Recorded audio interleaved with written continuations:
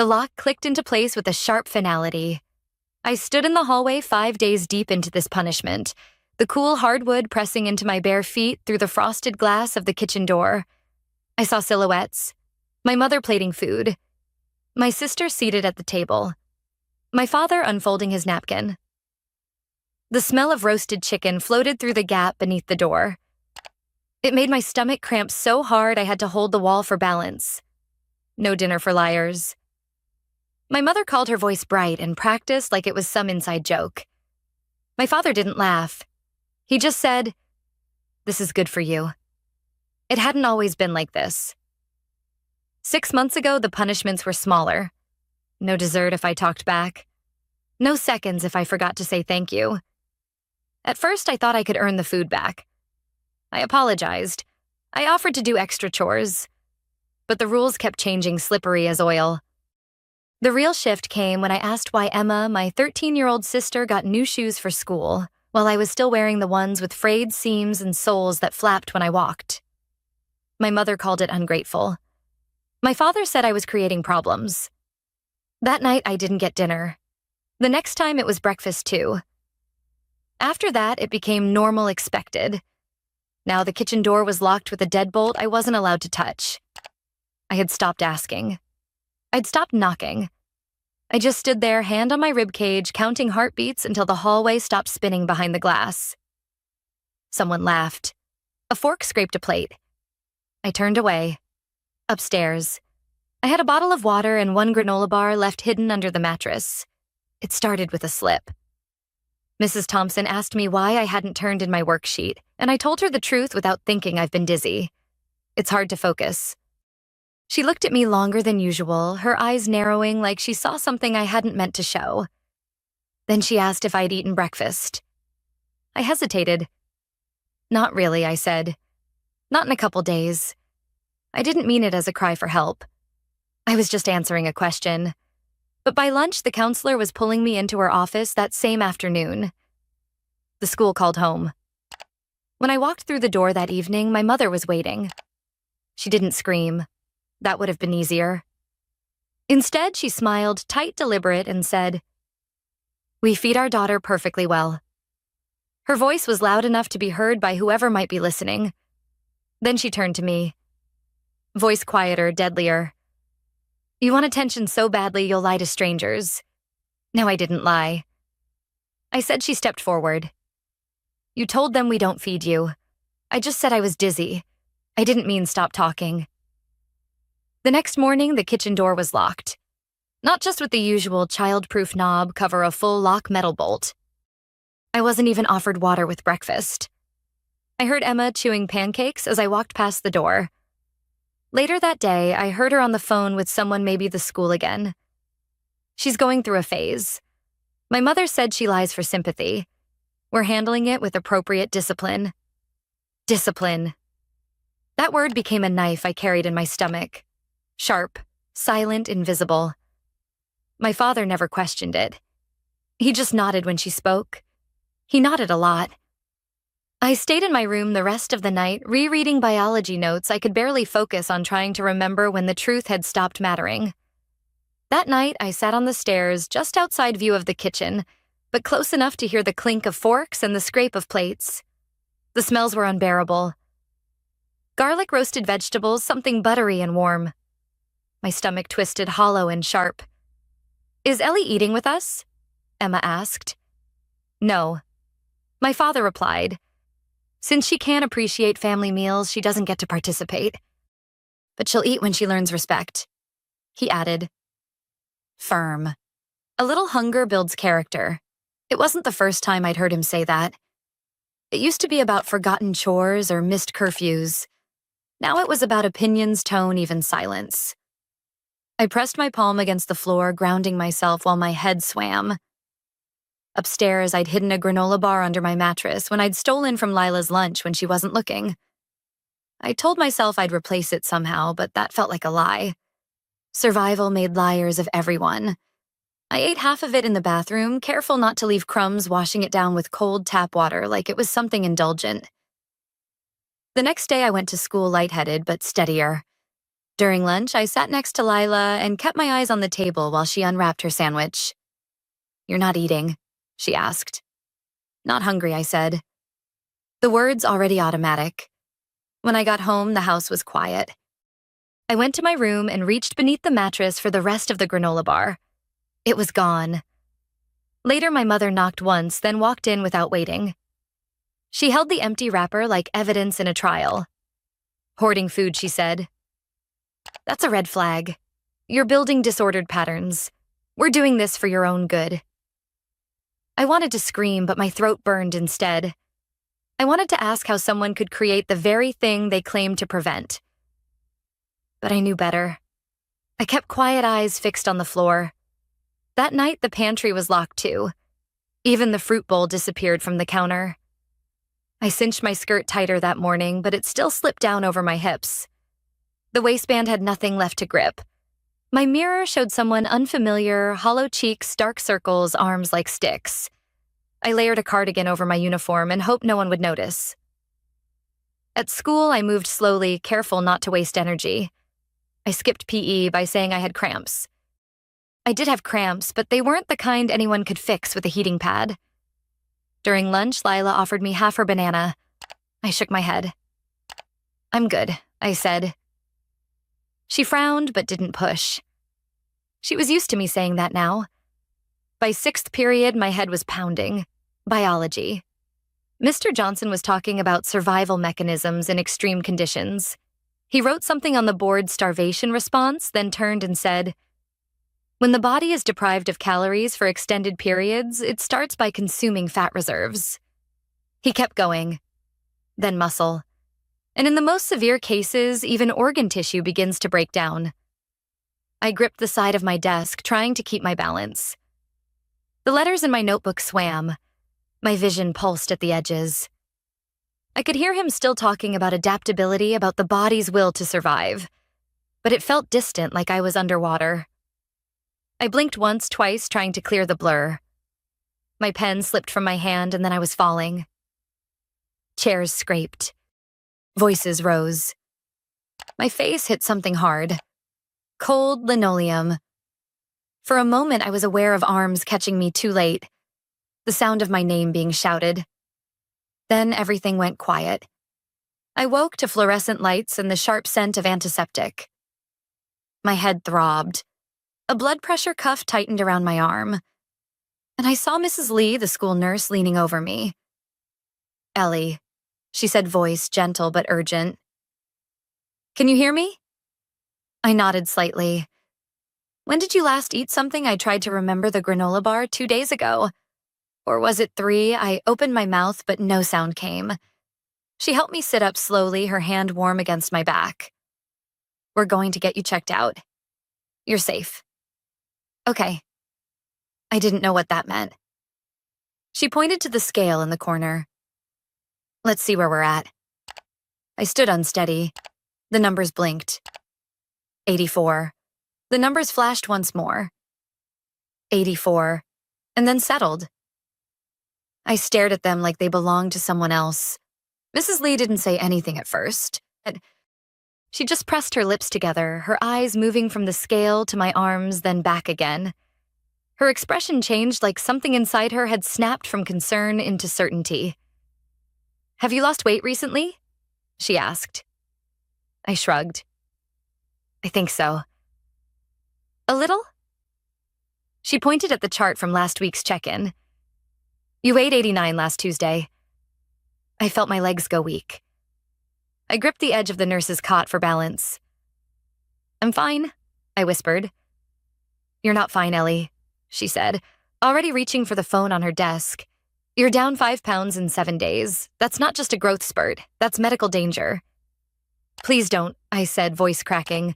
"Please don't call anyone." She paused the receiver halfway to her ear. "Why not?" I hesitated. "My parents.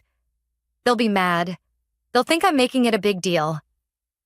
Her voice softened, but her hands didn't stop moving. "I know you're scared, but you need help. This is serious. I don't have an eating disorder." I blurted. "I didn't say you did." "I'm not starving myself. I'm not..." I'm not doing this on purpose. Mrs. Lee held my gaze. Who's withholding your food, Ellie? I opened my mouth to lie. To say something easy, I forget to eat. I skipped meals. I've just been stressed. But the words wouldn't come. My mouth moved, but nothing landed. There was nothing left in me to spin another version of their story. She picked up the phone and dialed anyway. I sat down trembling.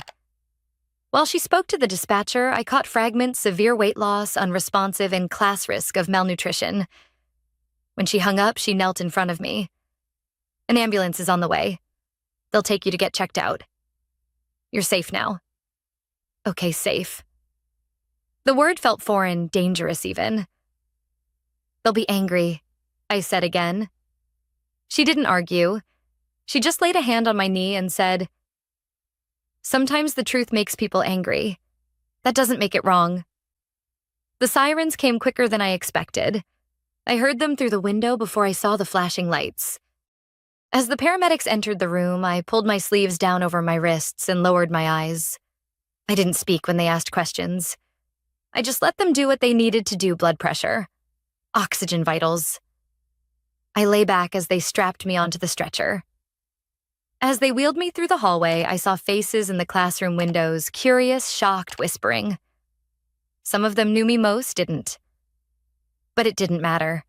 My secret wasn't mine anymore. The hospital room was cold, but not unkind.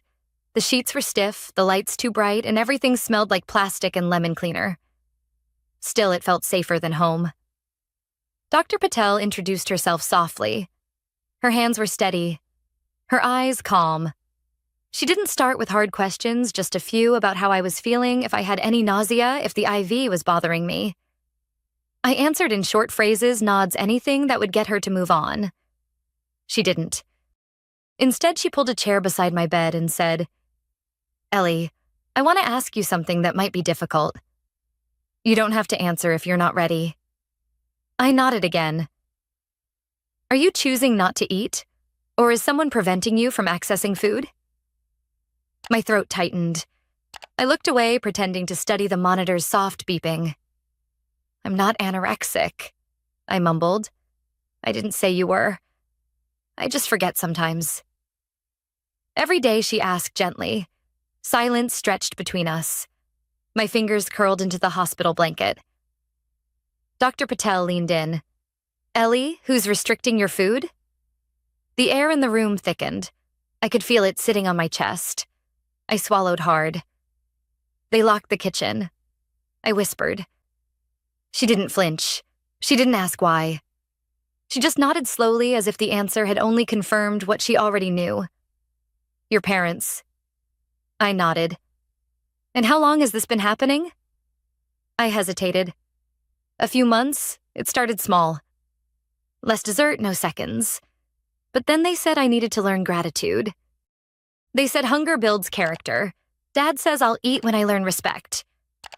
Dr. Patel's jaw tensed for just a moment. Then she stood and placed a hand on my arm. "Thank you for telling me." After she left, a nurse came in and began writing things down. More blood tests, heart monitoring. The room filled with quiet urgency, like they were all piecing something together that I had tried so hard to keep scattered. I closed my eyes and pulled the blanket up to my chin. For the first time, I wasn't sure if protecting them had ever protected me at all. I didn't know they were bringing Emma until I heard her voice in the hallway. She sounded small, smaller than usual. I couldn't make out the words, just the way she spoke them, hesitant and unsure. A nurse peeked into my room, then opened the door wider. Behind her stood my little sister, arms folded, eyes wide. She stepped in slowly, clutching the sleeves of her hoodie. I watched her take in the machines, the IV line in my arm, the way I couldn't even sit up without help. Her mouth trembled. She didn't come closer, just stood near the foot of the bed like she wasn't sure she was allowed. "They said I could visit," she said softly. I nodded. "Okay." A social worker stood just outside the door, watching, not interrupting.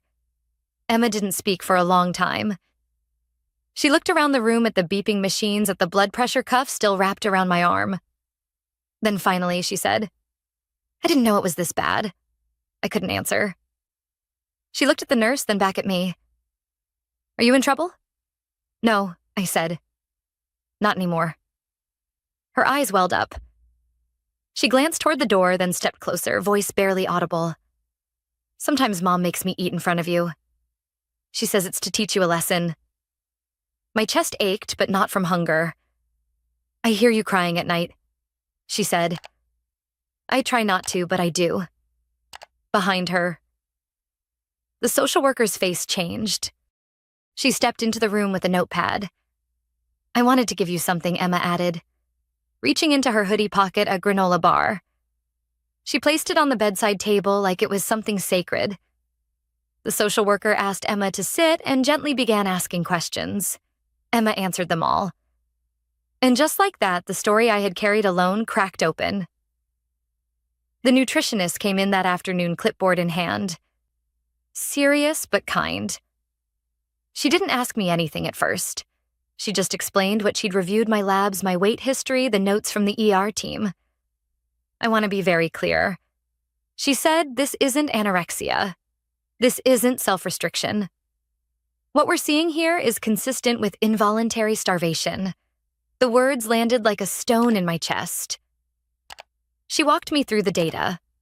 Severe vitamin deficiencies, muscle loss, electrolyte imbalances. My heart rhythm was unstable. My liver was showing signs of stress. She said if things had continued even another few weeks, there could have been permanent organ damage, maybe worse. We see this kind of malnutrition in extreme cases, famine victims, prisoners of war, not in teenagers living at home. I stayed quiet. I didn't know how to speak around the lump in my throat. We're making a mandatory report, she added. The authorities have been contacted. For a moment, I felt panic rise in me, like I needed to take it back, like I should have lied after all. But then I remembered Emma's face, the way her hands had shaken when she gave me that granola bar. And I didn't say a word. Later, I heard quiet voices outside the door, someone confirming police would arrive soon, that the report had been filed. The nurse came in to check my IV. She didn't say anything, but her hand was gentle on my arm. I lay back against the pillows, my body still weak, my mind louder than it had ever been. Whatever this had been, lesson, punishment, discipline, it had a new name now. They arrived just before sunset. I heard my mother's voice before I saw her sharp. Rehearsed outrage echoing down the hallway. This is absurd, she said to someone. Our daughter has a history of manipulation. She's always been dramatic. We've done everything we can for her. A moment later, they were at the doorway, flanked by a man in a gray suit, some lawyer I didn't recognize. My father didn't look at me. My mother did. And her face was carefully arranged like she was performing. You look awful, she said almost with pity. See, this is what she does. She makes herself sick for attention. No one responded.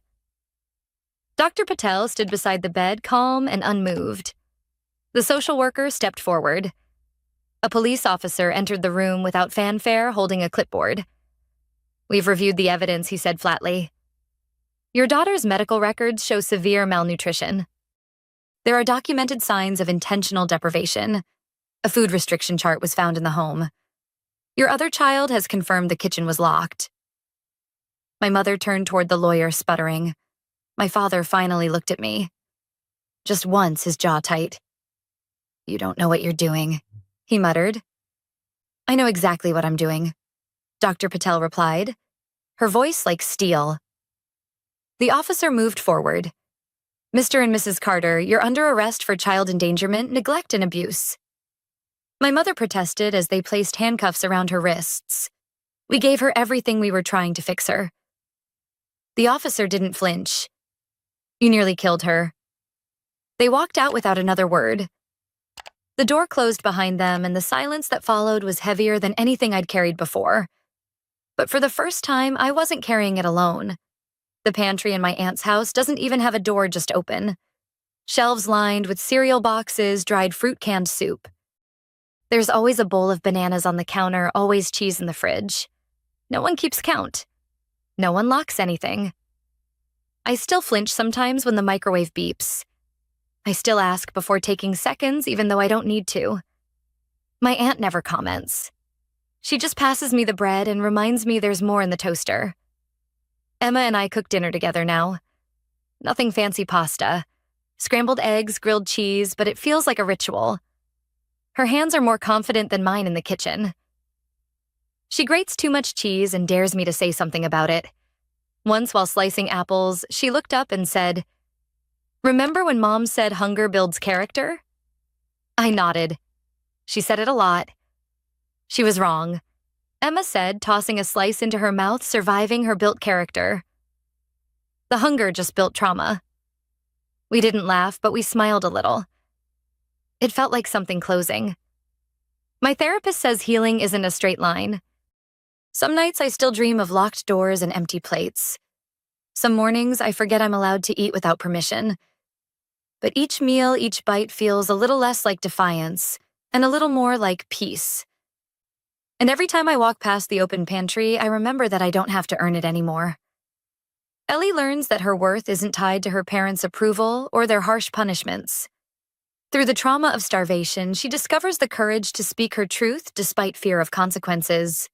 The intervention of teachers, medical professionals, and authorities shows her that external validation and support can break cycles of abuse.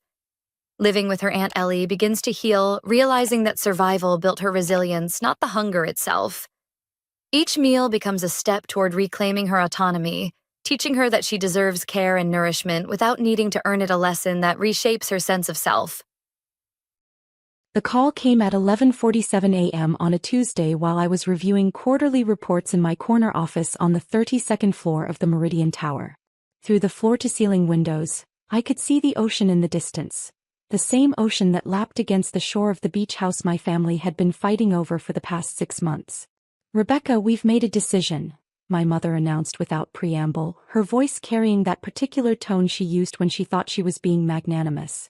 "Your father and I are moving into the beach house tomorrow." I set down my pen and leaned back in my leather chair. "The beach house?" "Yes, the one you've been hoarding like some kind of hermit. We've decided it's time for the property to serve the family properly." I glanced at the stack of legal documents on my desk: foreclosure notices, bank communications, and sheriff's department paperwork that had been accumulating for weeks. Documents my family knew nothing about.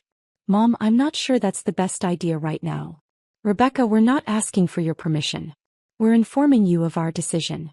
You can find somewhere else to live." The casual dismissal was so typical of my mother that I almost smiled. For 34 years, she'd been making unilateral decisions about my life and expecting me to comply without question. "Where exactly am I supposed to go?" "I'm sure you'll figure something out. Maybe you can rent one of those little apartments downtown. Something more appropriate for someone in your situation." My situation. As if working as a senior financial analyst for one of the city's largest investment firms was somehow shameful compared to my father's retirement and my brother's perpetual job hopping. "Of course, Mom. Whatever you think is best." "Finally, some respect," she laughed, clearly pleased with my compliance. "We'll be there tomorrow morning with the moving truck. Make sure you're gone by then." After she hung up, I sat in silence for several minutes, looking out at the city I'd helped reshape through strategic investment recommendations. The irony wasn't lost on me that my mother was kicking me out of a house that technically no longer existed as a family asset. My assistant knocked and entered with a cup of coffee and a sympathetic expression. Lisa had worked with me for 5 years and had learned to read my family-related stress signals. "Everything okay, Rebecca?" "Family drama. Nothing new." "The beach house situation?" I nodded. Lisa was one of the few people who knew the full extent of my family's financial chaos. She'd been the one to help me organize the paperwork when everything started falling apart. "They're moving in tomorrow." Lisa's eyes widened. "Tomorrow? Did you tell them about the foreclosure?" "They don't want to hear anything from me. They've made that very clear." "Rebecca, you can't let them just walk into that situation blindly." I pulled out my phone and scrolled to my brother Kevin's contact information. If anyone would listen to reason, it might be him. "Kevin, it's Rebecca. Mom just called and said they're moving into the beach house tomorrow." "Yeah, finally. It's about time they got some use out of that place instead of letting you treat it like your personal retreat." "Kevin, there's something you need to know about the house." "What? That you don't want to give it up?" Rebecca, you're 34 years old. You can't live in the family beach house forever while the rest of us make do with our regular homes. The house has been foreclosed on. Silence. What do you mean foreclosed? I mean the bank owns it now. It's been in foreclosure proceedings for 2 months. The sheriff's sale is scheduled for next week. More silence. That's impossible. Dad owns that house outright. Dad took out a second mortgage last year to cover some investments that didn't pan out. When those failed, he stopped making payments. The bank initiated foreclosure proceedings in March. Why didn't anyone tell us? I tried to tell you. At Easter dinner, I brought up Dad's financial situation and suggested we all sit down and review the family assets. You told me to mind my own business and stop being so negative.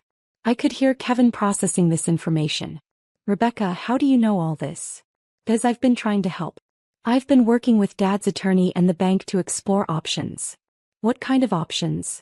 Kevin, Dad owes the bank $470,000. The house is worth maybe $350,000 in today's market. There are no good options. $470,000? That's impossible. It's not impossible. It's reality. Dad used the house as collateral for high-risk investments that failed spectacularly. Kevin was quiet for a long moment. Does Mom know? Mom knows they're behind on payments. She doesn't know how far behind or that foreclosure is imminent. And you didn't think to tell her? Kevin, every time I try to discuss family finances, I get accused of being dramatic or negative. Last month when I suggested Dad might want to speak with a financial planner, Mom told me I was trying to interfere in their marriage. So what happens when they show up tomorrow with a moving truck? The sheriff will explain the situation to them. Jesus, Rebecca. We have to do something. Like what? I don't know. Buy the house. Take over the payments? Something. I looked again at the foreclosure documents spread across my desk. Kevin, do you have $470,000? No, but... Because that's what it would take to make this go away. What about you? You work in finance. Can't you get a loan or something? I almost laughed. Kevin, I make a good salary, but I don't pay off someone else's $500,000 debt money. But you could try, right? For the family. And there was the expectation that I would somehow sacrifice my financial future to fix problems I hadn't created and had repeatedly warned them about. Kevin, I offered to help Dad restructure his debt 6 months ago. He told me he didn't need advice from someone who plays with other people's money for a living. That was just pride talking. Maybe. But pride doesn't pay mortgage payments. After I hung up, I called my father directly. Dad, Mom says you're moving into the beach house tomorrow. That's right. About time we started enjoying the place. Dad, we need to talk about the house. There's nothing to talk about, Rebecca. It's our house and we're moving in. It's not your house anymore, Dad. The bank owns it. The silence stretched so long I thought he'd hung up.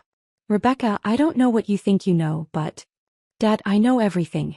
I've seen the foreclosure notices. I've spoken with your attorney. I know about the second mortgage and the failed investments. Another long pause. How do you know about that? Because when you stopped returning the bank's calls, they started calling me as your emergency contact. I never listed you as an emergency contact. Mom did. Last year when you had the heart episode, she updated all your accounts to include me as a backup contact. I could hear him breathing heavily on the other end of the line. Dad, the sheriff's sale is next Tuesday. If you show up tomorrow with a moving truck, you're going to have to explain to Mom why the sheriff is there to escort you off the property. There has to be something we can do. There was something we could do. 6 months ago when I first found out about the missed payments, there were options. Now the only option is to let the foreclosure proceed. Rebecca, I need you to help me fix this.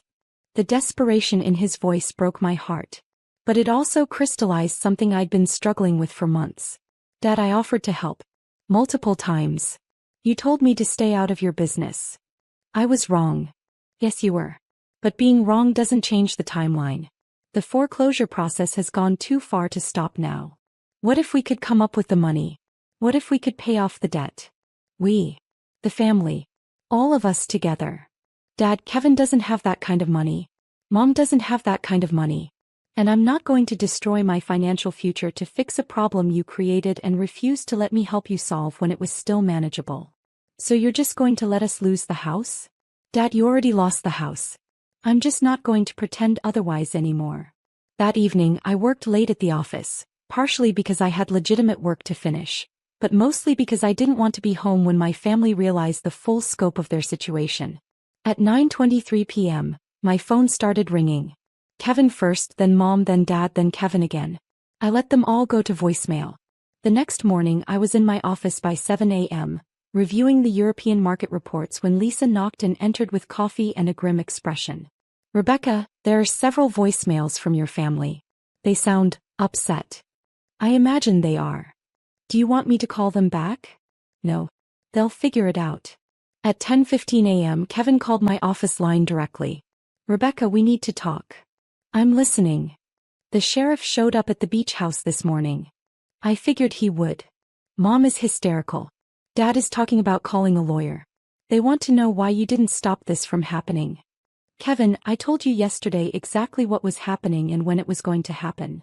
But you didn't try to fix it. I tried to fix it 6 months ago. They didn't want my help then. That's different. How is it different? Because now it's actually happening. I set down my coffee and looked out at the harbor where a cruise ship was slowly making its way toward the port. Kevin, let me ask you something. If I had somehow found a way to pay off Dad's debt and save the house, what would have changed? What do you mean? I mean, would Dad have suddenly started making better financial decisions? Would Mom have stopped spending money they don't have? Would they have addressed the underlying problems that created this situation? Kevin didn't answer. Or would they have just seen it as proof that Rebecca will always bail them out, no matter how irresponsible they are? That's not fair. Isn't it? Kevin, this is the third major financial crisis Dad has created in the past 5 years. The boat repo, the investment account losses, and now this. Each time, the family has expected me to somehow fix it because I work in finance. Because you're good at this stuff. I'm good at managing money responsibly. I'm not good at enabling people who refuse to learn from their mistakes. Kevin sighed heavily. So what happens now? Now they find somewhere else to live. They downsize. They adjust their lifestyle to match their actual income instead of their aspirational income. And the family beach house is just gone?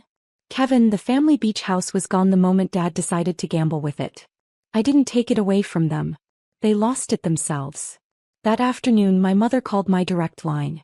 Rebecca, I need to speak with you immediately. I'm here, Mom. How could you let this happen to us? Mom, I didn't let anything happen. You and Dad made decisions without consulting anyone, and now you're dealing with the consequences of those decisions. You work in finance. You should have been monitoring our situation. Mom, I offered to help you create a budget and review your investments. You told me it was none of my business. That was different. How was it different? Because we didn't know how bad things were. You didn't know because you didn't want to know. Every time I tried to have a serious conversation about money, you changed the subject or told me I was being negative. Rebecca, we're your parents. You're supposed to help us. I tried to help you. You refused to let me. We need help now. I closed my eyes and took a deep breath. What kind of help, Mom? We need somewhere to live. What about your regular house? Your father. He may have used that as collateral too. The words hit me like a physical blow. Mom, what are you saying? The house in town. He took out a loan against it for another investment. When? Last month. I felt the familiar knot of anxiety forming in my stomach. Mom, how much? I don't know. He handles the finances. Put Dad on the phone. He's not here. He went to see a lawyer. Mom, I need you to find Dad's loan documents and figure out exactly what the situation is with your primary residence. I don't know where he keeps that stuff. Then you need to ask him when he gets home. Rebecca, can we stay with you? Just temporarily. I looked around my one-bedroom downtown apartment, a space I'd chosen specifically because it was too small for extended family visits. Mom, I don't have room for you and Dad. We could get a hotel. With what money? The silence that followed was telling. Mom, how much cash do you and Dad have available right now? I'm not sure. Approximately. Maybe a few thousand? A few thousand? Mom, you were planning to hire a moving truck today. How are you going to pay for that? We assumed. You assumed I would pay for it. You're the only one in the family with a stable job. And there was. The expectation that had been lurking beneath every family interaction for the past decade. That my financial stability existed solely to serve as a safety net for everyone else's poor decisions. Mom, I'm going to give you some advice and I need you to listen carefully. Okay.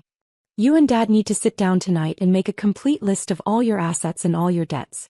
Every account, every loan, every credit card. You need to understand exactly where you stand financially.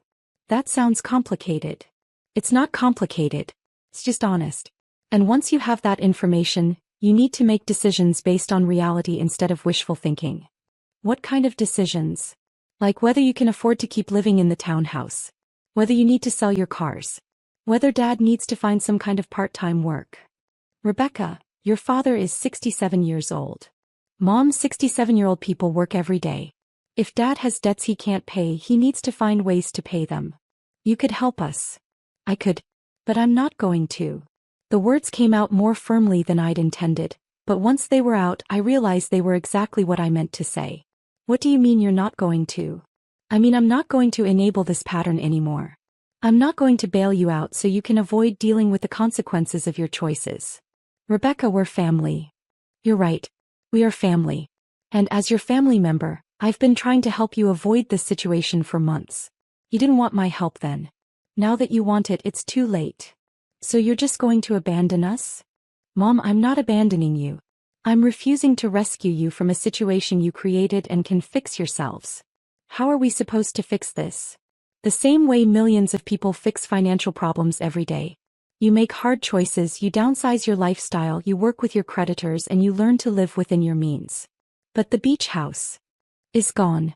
And accepting that it's gone is the first step toward building something sustainable. That evening, I received a text from Kevin. Parents are staying with us tonight. Dad's meeting with bankruptcy attorney tomorrow. I texted back. That's probably the smartest decision he's made in months. 3 days later, my father called me at work. Rebecca, I owe you an apology. For what, Dad? For not listening when you tried to warn me. For assuming you were just being dramatic. For expecting you to fix problems I created. Dad. No, let me finish. I met with the bankruptcy attorney and he explained some things to me. About how debt works, about what happens when you use your home as collateral for risky investments. What did he recommend? Chapter 7. We're going to lose both houses, but we can start over with a clean slate. How do you feel about that? Terrified. Embarrassed. But also, relieved, I think. I've been so worried about money for so long that I'd forgotten what it felt like to sleep through the night. Dad, bankruptcy isn't the end of the world. It's a tool for getting a fresh start. The attorney said the same thing. He also said something else. What's that? He said I was lucky to have a daughter who'd tried to help me avoid this situation. He said most families don't have someone with financial expertise willing to provide guidance. Dad, I'm still willing to provide guidance. But only if you actually want it. I do want it. Rebecca, would you be willing to help us figure out how to rebuild? Of course. But Dad, this time we do it my way. Complete financial transparency, regular check-ins, and no major decisions without discussion. Agreed. And Dad? No more gambling with money you can't afford to lose. Agreed. 6 months later, my parents were living in a modest rental apartment and Dad was working part-time at a hardware store. They'd adjusted to a simpler lifestyle and for the first time in years, they weren't constantly stressed about money. The beach house had been sold at auction to a young family with 3 children. Sometimes I drove past it and felt a pang of nostalgia for the summers we'd spent there when I was growing up. But mostly I felt relieved. The house had become a symbol of my family's financial dysfunction, and watching it disappear had forced all of us to confront some uncomfortable truths about money, responsibility, and the difference between helping and enabling. My parents never got their beach house back. But they got something more valuable. The knowledge that they could survive their mistakes and build something better from the ashes of their poor decisions. And I got something too. The understanding that sometimes the most loving thing you can do for your family is to let them face the consequences of their choices instead of protecting them from reality. The sheriff had arrived exactly when I said he would. But instead of ending something, his arrival had actually begun the process of building something better. A family relationship based on honesty instead of fantasy and responsibility instead of rescue. Sometimes the best help you can give someone is refusing to help them avoid the lessons they need to learn. The annual Martinez family reunion was held at Riverside Park, same as every year for the past decade. Folding tables covered with mismatched tablecloths, coolers full of beer and soda, and the smell of barbecue filling the air. Kids ran around playing tag while adults clustered in their usual groups, catching up on a year's worth of gossip. I arrived at 2 p.m., parking my modest Honda Civic between my cousin's new BMW and my aunt's Mercedes SUV. Nothing had changed about my appearance. Same jeans and polo shirt I'd worn to family events for years. Same casual demeanor that everyone had come to associate with their struggling niece. As I walked toward the main gathering area, carrying a store-bought potato salad, I could already hear the familiar conversations starting up around me. "Oh, there's Isabella," my Aunt Rosa whispered to my mother. "Still driving that old car, I see." "At least she came," Mom replied. "I was worried she might be too embarrassed after the whole job situation." The job situation they were referring to was my supposed unemployment over the past 2 years. What my family didn't know was that I'd been anything but unemployed. I was Isabella Martinez, founder and CEO of Pacific Real Estate Group, one of the fastest-growing property management companies on the West Coast. It had started small, a single apartment building I'd purchased with savings from my previous job as a property analyst. Over the past 5 years, I'd built an empire of residential and commercial properties spanning 3 states. My company now managed over 2,000 units and owned prime real estate worth $3.2 billion. But my family didn't know any of this. They saw what I wanted them to see. Their relative who lived modestly drove an old car and seemed to be figuring things out well into her 30s. "Isabella." My Uncle Roberto's voice boomed across the park as I approached the main group. At 55, Roberto was the unofficial patriarch of our extended family since my grandfather's passing. He owned a small construction company and never missed an opportunity to remind everyone about his business success. "Uncle Roberto," I smiled, giving him the expected hug. "Good to see you, Mija. How are things going?" His tone already carried that slightly condescending note I'd grown accustomed to at these gatherings. "Things are good. Can't complain. Still working on those little projects of yours?" This was Roberto's way of dismissing my apparent career struggles without being directly cruel. In his mind, I was someone who did little projects, freelance work, consulting gigs, nothing substantial. Something like that. My cousin Miguel approached with a beer in hand, grinning. "Isabella. I was just telling everyone about my promotion at the bank. Regional manager now. Big salary bump, company car, the works." "That's great, Miguel. Congratulations." "Thanks. What about you? Still figuring things out?" Before I could answer, my Aunt Carmen joined the conversation. "Isabella, honey, Miguel was just saying his bank is hiring. Maybe you could apply for something entry-level? It's never too late to start building a real career." I felt the familiar sting of their well-meaning condescension. These people loved me, but they'd decided years ago that I was the family member who couldn't quite get her life together. "I appreciate the thought, Aunt Carmen, but I'm doing fine with my current work." Roberto laughed, not unkindly but with the tone of someone who thought he knew better. "Mija, doing fine isn't enough anymore. You need stability, benefits, a real future. These little freelance things you do, they're not sustainable." "And still living in that tiny apartment?" Roberto continued, his voice getting louder as other family members started gathering around our conversation. "When will you get a real job and move somewhere decent? You're almost 35, Isabella." The circle of family members had grown. I could see my parents watching from across the picnic area, probably hoping this conversation wouldn't turn into another family intervention. "The apartment serves my needs," I said calmly. "But it's so small," chimed in my cousin Sophia. "I saw it last Christmas. It's like a college dorm room. Don't you want something better?" "Like what?" "Like a real house. A career you can be proud of. A life that actually goes somewhere."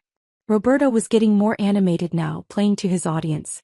"Look at Miguel, bank manager. Look at Sophia, she's got her own marketing firm. Even your younger cousin Mario just bought a house in the suburbs." I nodded politely as Roberto continued his impromptu lecture about responsibility and adult expectations. Around us, other family members were listening with expressions that ranged from sympathetic to embarrassed on my behalf. "Uncle Roberto," I said finally, "can I ask you something?" "Of course, Mija. How's business been for your construction company?" His chest puffed out with pride. Very good. We just landed a big contract for a new apartment complex downtown. 60 units, very upscale. Best project we've ever had. That's wonderful. What's the address? 1247 Harborview Drive. Beautiful location right by the waterfront. The property management company is paying top dollar for quality work. I reached into my purse and pulled out my business card holder. A simple black leather case that I'd carried for years but never had occasion to use at family gatherings. That's interesting, I said, selecting a card. I'm familiar with that project. Really? You know someone involved? You could say that. I handed him the card. Roberto took it casually, probably expecting to see something like, Isabella Martinez freelance consultant, or independent contractor. Instead he read, Isabella Martinez, founder and CEO, Pacific Real Estate Group. His face went through several expressions in rapid succession, confusion, disbelief, and then something approaching shock. What is this? He asked, his voice suddenly much quieter. My business card. But, Pacific Real Estate Group, that's the company that hired your construction firm for the Harborview project. The color drained from Roberto's face as the implications hit him. You're my client. I'm your boss's boss, actually. Pacific Real Estate owns the Harborview property. We hired the development company that hired your construction firm. The silence that fell over our little group was complete. You could hear kids laughing in the distance and the sizzle of meat on the barbecue, but our circle had gone dead quiet. Miguel was the first to find his voice. Isabella, what exactly does Pacific Real Estate Group do? We're a property management and development company. We own and manage residential and commercial real estate across California, Oregon, and Washington. How many properties? Asked Sophia, her voice barely above a whisper. Currently, we manage about 2,000 residential units and own approximately 150 commercial properties. Roberto was still staring at the business card. Isabella, the Harborview project. That's a $40 million development. $42 million, actually. We broke ground last month. Carmen stepped closer, studying my face as if seeing me for the first time. Isabella, honey, are you saying you own a real estate company? I founded it 5 years ago. We've grown pretty rapidly. How rapidly? Miguel asked, though he seemed afraid of the answer. I considered how much to reveal. These people had spent years treating me like the family failure, and now they were about to learn exactly how wrong they'd been. Our current portfolio is valued at approximately $3.2 billion. The silence returned, deeper this time. Someone's beer can hit the ground with a soft thud. Roberto looked up from the business card, his face now completely pale. $3 billion? Give or take a few $100 million, depending on current market values. But, Sophia stammered, but you live in that tiny apartment. You drive that old car. Because I choose to. When you're building a business, you reinvest profits rather than spending them on lifestyle upgrades. Miguel sat down heavily on the nearest picnic bench. Isabella, are you telling us that while we've been worrying about your career, you've been running a billion-dollar company? That's exactly what I'm telling you. Roberto was still holding my business card, turning it over in his hands as if it might change into something different. Isabella, I need to ask you something and I need you to be completely honest. Okay. Is this real? Are you really that successful? Instead of answering directly, I pulled out my phone and opened my company's website. I handed it to Roberto, showing him the About Us page with my photo and biography. He read aloud, Isabella Martinez, founder and CEO. Ms. Martinez established Pacific Real Estate Group in 2019 with a vision of creating sustainable, community-focused housing solutions. Under her leadership, the company has become one of the fastest-growing real estate firms on the West Coast, with a portfolio spanning 3 states and generating over $200 million in annual revenue. The phone passed from hand to hand as each family member read the same information, their expressions shifting from disbelief to amazement to something that looked like embarrassment. Isabella, Carmen said finally, why didn't you tell us? This was the question I'd been preparing for years. Because I wanted to see who you really were when you thought I had nothing. The words hung in the air like a challenge. What do you mean? Roberto asked, though his voice suggested he already knew. I mean that for 5 years, you've all treated me like the family disappointment. Every gathering, someone has a comment about my apartment, my car, my career choices. Everyone has advice about what I should be doing with my life. I looked around the circle of faces, seeing recognition and shame in their expressions. You've all made assumptions about my success based on external markers: the car I drive, the apartment I live in, the clothes I wear. But none of you ever asked about what I was actually building. Miguel looked up from my phone. Isabella, we were trying to help. Were you? Or were you trying to make yourselves feel better about your own success by having someone in the family who was doing worse than you? The question hit like a slap. Roberto actually took a step backward. That's not. Sophia started, then stopped. That's not fair. Isn't it? Miguel, you've mentioned your bank promotion 3 times in the past 10 minutes. Roberto, you started this conversation by lecturing me about getting a real job. Carmen, you offered to help me apply for entry-level positions. All of you have spent years treating me like a charity case. But if you were successful, why didn't you just tell us? Roberto's voice was defensive now. Because successful people don't usually have to announce their success to their family members. Because I thought the people who loved me would assume I was capable of managing my own life. Because I wanted to see if your love was conditional on my apparent status. The silence returned. In the distance, I could see my parents approaching, probably wondering why our conversation had gotten so quiet and serious. Isabella, Carmen said softly, we do love you. Success or no success. Do you? Because it hasn't felt that way for the past 5 years. But you were living so modestly. You never talked about work. You always seemed struggling. I seemed focused. I seemed like someone building something important who didn't need to advertise it to her family. Roberto cleared his throat. Isabella, I owe you an apology. A big one. We all do, added Miguel. I looked at these people, my uncle who'd just spent 10 minutes lecturing me about responsibility, my cousins who'd been offering career advice, my aunt who'd suggested I apply for entry-level jobs. They weren't bad people. They were just people who'd made assumptions and built an entire narrative around those assumptions. I don't need apologies, I said. I need something different going forward. What? Asked Sophia. I need you to start asking questions instead of making assumptions. I need you to trust that I might know something about my own life.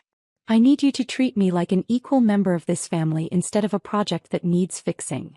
My parents had reached our group, and I could see confusion on their faces as they took in the serious expressions around them. What's going on over here? Dad asked. You all look like someone died.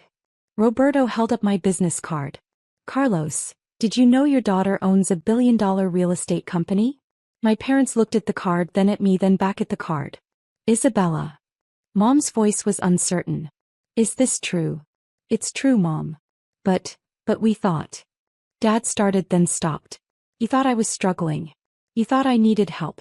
You thought I was the family member who couldn't get her life together. My parents exchanged a look that contained years of worry and misunderstanding. Sweetheart, Mom said carefully, if you've been successful all this time, why did you let us worry about you?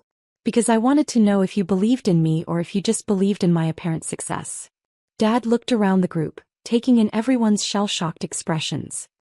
Isabella, we've always believed in you. Have you? Because every phone call has included questions about my career. Every visit has included suggestions about what I should do differently. Every family gathering has included someone offering to help me get a real job. We were just concerned, Mom said weakly. You were embarrassed. Admit it. You were embarrassed to have a daughter who seemed unsuccessful compared to everyone else's children. The accusation hung in the air and I could see the truth of it in their faces. Maybe, Dad said finally. Maybe we were. And now I'm proud of you. But I'm also confused about why you hid this from us. I looked around at all these faces, family members who'd known me my entire life but had never really seen me. I didn't hide it. I just didn't advertise it. There's a difference between keeping something secret and choosing not to make it the center of every conversation. Roberto spoke up again. Isabella, I need to ask you something else. What? The apartment. The clothes. Is all of that part of some kind of test? I considered his question. It started as practicality. When you're building a business, you minimize personal expenses. But yes, over time it became a test. I wanted to see who would respect me when they thought I had nothing. And we failed, Sophia said quietly. You failed to see me clearly. But failure isn't permanent if you learn from it. Miguel looked up from my phone, where he'd been scrolling through articles about Pacific Real Estate Group. Isabella, there's a Forbes article here about you. It says you're one of the top female entrepreneurs under 40. That was published last month. And you didn't mention it? When would I have mentioned it? During one of our conversations about how I need to get my life together. The point landed hard. I could see the impact on their faces. Carmen stepped forward. Isabella, what can we do? How do we fix this? You start by seeing me as I actually am instead of who you think I should be. You start asking about my life instead of offering unsolicited advice. You start treating me like a successful adult instead of a problem that needs solving. Can you forgive us? Roberto asked. I looked at my uncle, this man who'd spent the afternoon lecturing me about responsibility and real jobs, who'd unknowingly been working for my company, who'd treated me like a charity case while I'd been signing his paychecks. Roberto, can I tell you something? Of course. The Harborview project. We're planning 4 more developments just like it over the next 2 years. Your construction company is on our preferred vendor list because you do excellent work. His eyes widened. You mean? I mean that the niece you've been lecturing about getting a real job has been one of your most important clients for the past 6 months. Roberto sat down on the picnic bench next to Miguel looking stunned. Isabella, he said finally, I feel like an idiot. You're not an idiot. You're someone who made assumptions and built conclusions around those assumptions. It happens. But how do we move forward? How do we have a normal relationship after this? I looked around the group at my uncle who'd been condescending, my cousins who'd offered career advice, my aunt who'd suggested entry-level jobs, my parents who'd worried about my future. We start by being honest with each other. No more assumptions, no more unsolicited advice, no more treating anyone like a project that needs fixing. And you? Sophia asked. Will you be honest with us about your life? I'll be more open, yes. But I reserve the right to keep some things private. Success doesn't mean you owe everyone a detailed explanation of your business. Dad stepped forward and hugged me. Isabella, I'm proud of you. I'm sorry it took us so long to see what you'd built. I'm proud of you too, Dad. But I was proud of you before I knew about your success, and I hope you can say the same about me. Over the next hour, the conversation shifted from apologies to genuine curiosity about my work. Family members asked thoughtful questions about real estate development, property management, and entrepreneurship. Roberto wanted to know about my business philosophy. Carmen was fascinated by the challenges of being a young female CEO. Miguel asked about investment strategies and market analysis. It was the most real conversation I'd had with my extended family in years. As the afternoon wound down and people started packing up their folding chairs and coolers, Roberto approached me one more time. Isabella, I have a confession. What's that? When I got the Harborview contract, I told everyone it was the biggest job my company had ever landed. I was so proud of working for Pacific Real Estate Group. I had no idea I was bragging about working for my own niece. I smiled. How does it feel to know your most successful client is the family member you thought needed career guidance? Roberto laughed, but it was a different laugh than the one he'd started the day with, less condescending, more genuine. It feels like I've been an idiot for 5 years. You haven't been an idiot. You've been someone who cared about me but expressed it in the wrong way. Can I ask you something? Sure. What happens now? Do you fire my company because your uncle was a jerk to you? I considered the question seriously. Roberto, your construction company does excellent work. The Harborview project is ahead of schedule and under budget. Why would I fire you? Because I've been treating you like family. You have been treating me like family. It's just that your version of family love included a lot of unsolicited advice and career guidance. And now we have the chance to build a different kind of family relationship. One based on mutual respect and actual understanding of who we each are. As I drove home that evening in my modest Honda Civic, I thought about the conversations that would happen over the next few weeks. Roberto would probably tell his construction crew that his niece owned the company they were working for. Miguel would share the story with his coworkers at the bank. Carmen would probably call every other family member to share the news. But the most important conversation would be the one I'd have with myself about whether keeping my success hidden had been worth it. I'd learned something valuable. My family's love wasn't conditional on my success, but their respect had been. They'd loved me when they thought I was struggling, but they treated me like someone who needed fixing. Now we could start over with complete honesty. No more modest apartments chosen for strategic reasons.